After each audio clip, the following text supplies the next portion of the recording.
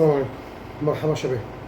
من دقيقتين اتنين بالظبط انتهى ماتش الزمالك والمقاولين، وكالعاده اسوريو بيحط لنا اختبارات صعبه، اختبارات جايه من بره المنهج.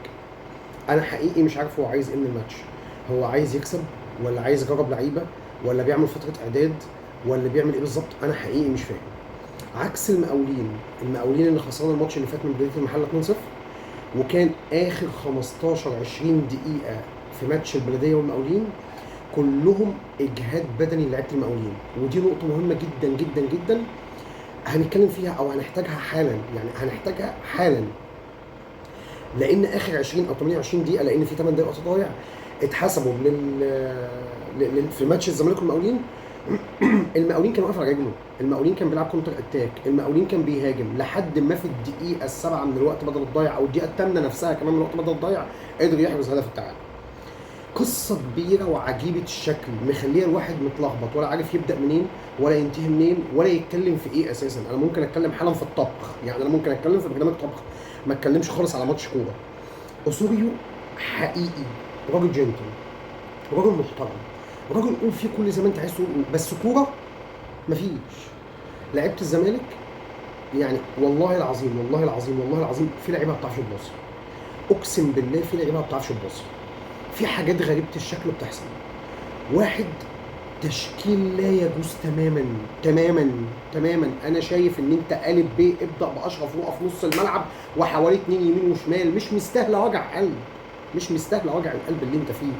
تيجي تبص ايشو ده تنزله لما تكون كسبان، هو خامه كويسه ولاعيب كويس، ما عنديش ادنى مشكله ولا شك في حاجه زي كده، بس ينزل لما تكون كسبان، ينزل لما تعده في ماتش واثنين وثلاثه واربعه، ينزل لما تكون مضطر ومحتاجه ضروري، انما مش تبدا بيه ماتش انت مصر تقشر عن انيابك من اول ما الحكم يصفر، الحكم يدي صفاره تقوم انت مكشر عن انيابك على طول، ما فيهاش فصال.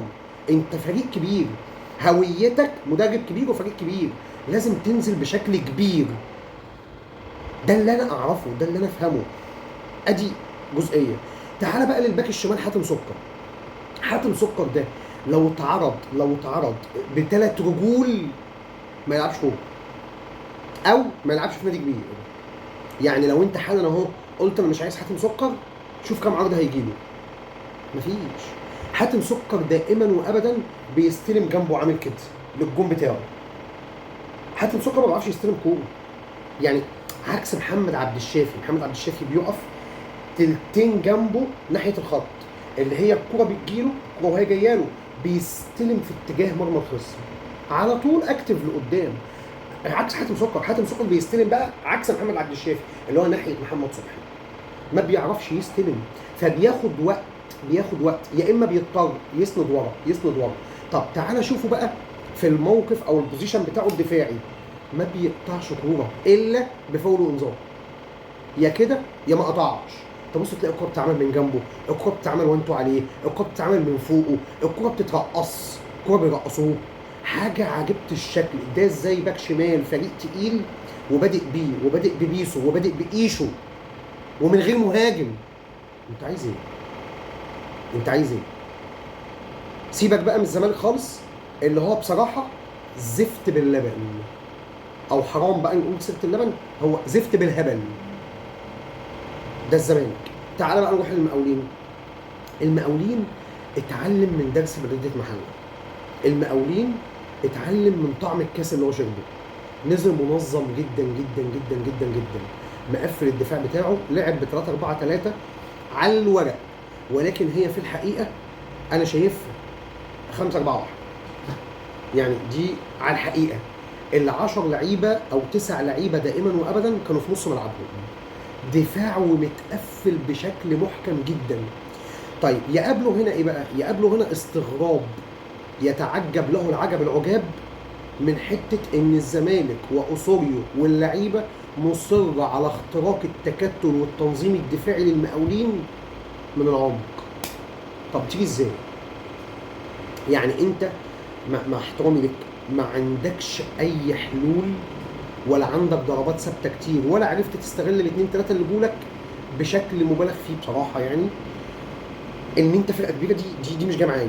مش جايه معايا ان الزمالك فريق كبير، مش جايه معايا ان اسوريو مدرب كبير، مش جايه معايا ان في هويه او طريقه لعب. تمام؟ يعني هو الاصول التكتل الدفاعي اللي قدامي والتنظيم الدفاعي اللي قدامي ان انا اقابله ازاي؟ يا راجل ابدا جبهات، ابدا بحلول. رحل محمد عمرو السيسي ناحيه محمد طارق. محمد طارق ده بقى اللي قصه وحكايه. محمد طارق ده يعني انا من وجهه نظري كتر خير، جزاه الله كل خير. الراجل ده والكرة مع عمرو السيسي كل ما يستلمها في نص الملعب تبص تلاقيه هو ناحيه اليمين طاير عامل سبرنت 100 متر لقدام والكرة ما تتلعبلوش. اللي مركز في الماتش هيلاقي محمد طارق في كل كرة يلمسها عمرو السيسي او بيسو في نص الملعب هو يقطع الجنب اليمين كله طاير لقدام علشان تتعمل له من ورا الباك ليفت ويضرب بيها التكتل الدفاعي ده كله. ما تتعملوش.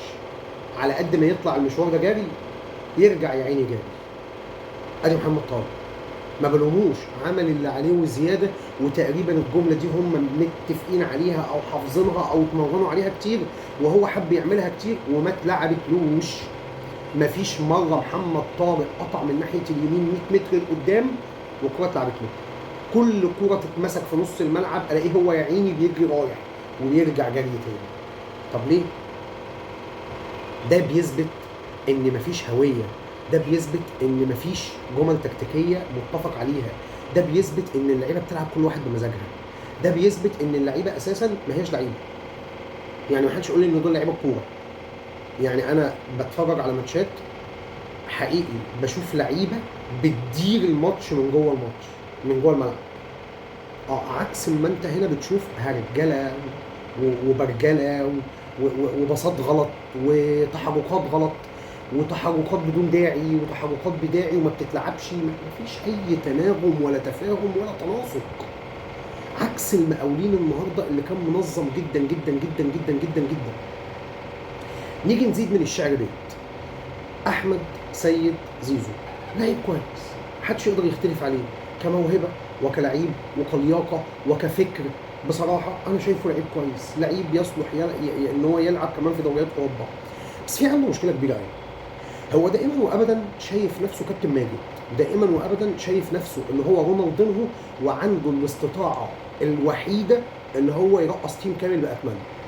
بيقف على الكوره كتير جدا جدا جدا، بيرقص كتير جدا جدا جدا، بتتقطع منه بيعمل فاولات، بتتاخد منه الكوره في معظم الاوقات.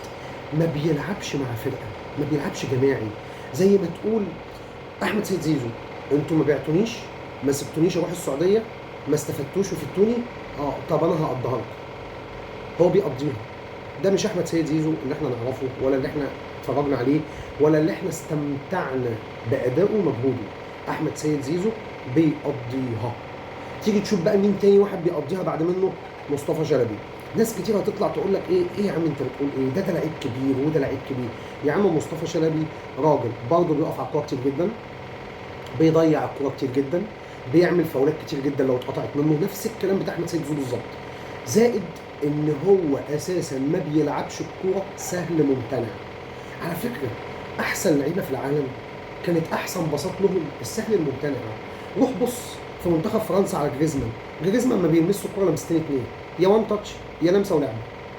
واسمه جريزمان، انت اسمك جنب اسمه ما يجيش حاجه، انت بلح بالنسبه لي. انا بتكلم كلام والله من حرق دمي وبما يرضي الله، وبما يرضي الله. انتوا ما تجوش حاجه جنب الناس اللي بتلعب، والناس اللي بتلعب دي وبما يرضي الله اسمها محطوط بميزان ذهب على مستوى العالم. الناس دي بتلعب لمسه واحده بس. تعالى بقى الشوط الثاني. الشوط الثاني بدا بنزول عبد الشافي. طبعا انا بالنسبه لي عبد الشافي ونزله رؤى ونزله ابراهيم نضاي يعني 8 على 10. عبد الشافي كان تغيير مهم جدا، رؤى كان تغيير مهم جدا واصبح فوق الممتاز. الجبهه الشمال اشتغلت من ناحيه عبد الشافي ومصطفى شلبي كويس جدا جدا جدا.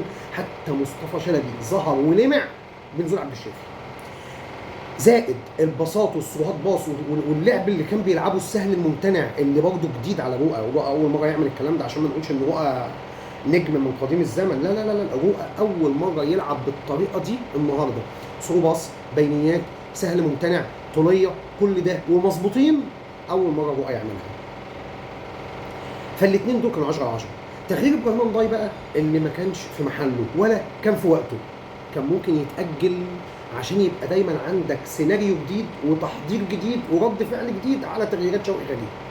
ده اللي انت دايما ما بتعملش حسابه.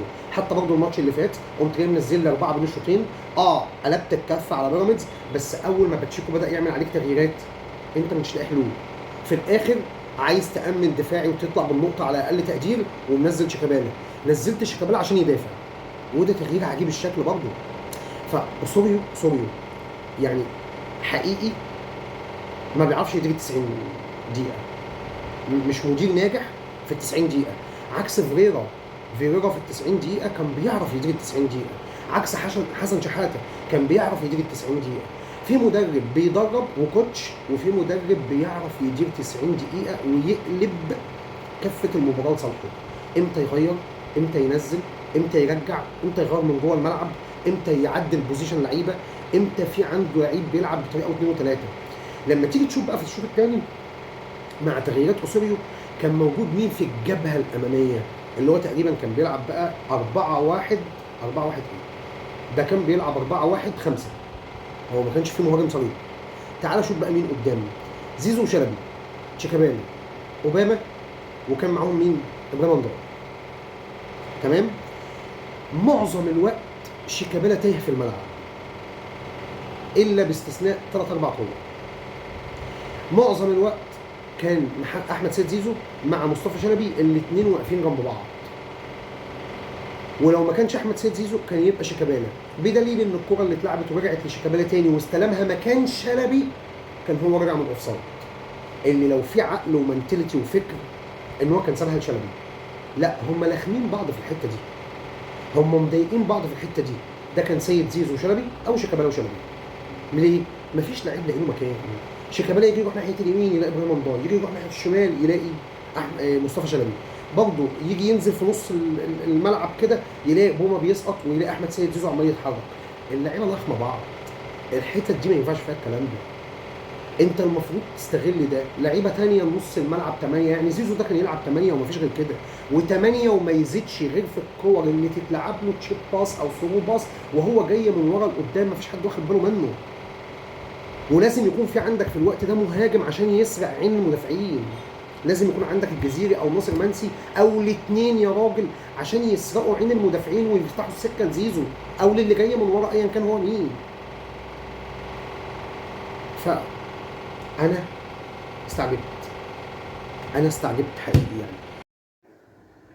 وطبعا اتكلمنا في كل السلبيات من ناحيه نادي الزمالك. المقاولين بصراحه كان كله ايجابيات حسب امكانياته، عمل كل اللي عليه، قدر يخرج من الماتش بالهدف اللي هو اصلا نازل عشان خاطره. يعني هو نازل ما يخسرش، هو نازل ياخد بونت، واذا قدر يجيب الثلاثه جاب الثلاثه. الزمالك اللي ما عرفش يبدا الماتش كويس، يستغل الحاله النفسيه اللي عليها لعيبه المقاولين، الحاله البدنيه، طريقه اللعب، ما عرفش يستغل اي حاجه بصراحه. يعني الزمالك فقد نقطتين وهو ما يستاهلهمش اساسا ان هو ياخد نقطه. حتى هو كان المفروض يخسر كونتر اتاك من المقاولين كده، الكره بتاع الراجل الاجنبي اللي هو جرى بيها وفي الاخر خالص وهو بيشوطها جه اشرف كوقه حط رجله فيها طلعها بره. دي بصراحه كانت المفروض تخلص الماتش والموضوع ينتهي يعني. بس ما علينا، هو العنايه الالهيه قدرت ان كل فريق منهم ياخد نقطه. ولكن في ايجابيه جميله جدا جدا جدا جدا عجبتني شخصيا للحكم امين عمر. هو اولا لما راح للفار عشان يحسب ضربه جزاء الزمالك، او الناس المراجعين اللي هو تحديدا اسمه عادل بيقول له دي ضربه جزاء، الوضع التشريحي وايد اللعيب جوه منطقه الجزاء وي وي وي والكلام ده. الشاشه بتاع الفي اي ار الصوت كان باين، الحوار او الديالوج اللي بين الاثنين كان باين. عجبني ان امين عمر قال له انا مش مقتنع، انا شايف ان هو غصب عنه لازم ايده وجسمه يعملوا كده، زائد ان هو ايده 3/4 بره وربع على الخط، فانا ما اقدرش احسبها. لا لا لا لا لا لا, لا يا عادل معلش انا مش مقتنع. فعادل بيقول له طب شوف الزاويه الثانيه دي، قال له طب هات لي الزاويه الثانيه، طب اعمل لي زوم. لا لا لا لا لا, لا انا مش مقتنع، انا بصراحه مش هقدر احسبها. عجبني جدا جدا جدا جدا ان هو واثق من قراره، عارف هو نازل يعمل ايه. فحقيقي انا بشيد بامين عمر في الكره دي وفي اللقطه دي تحديدا، وفي ان هو متخذ القرار الاول والاخير، ما اداش فرصه لان حكام الفي اي ار يلعبوا في دماغه.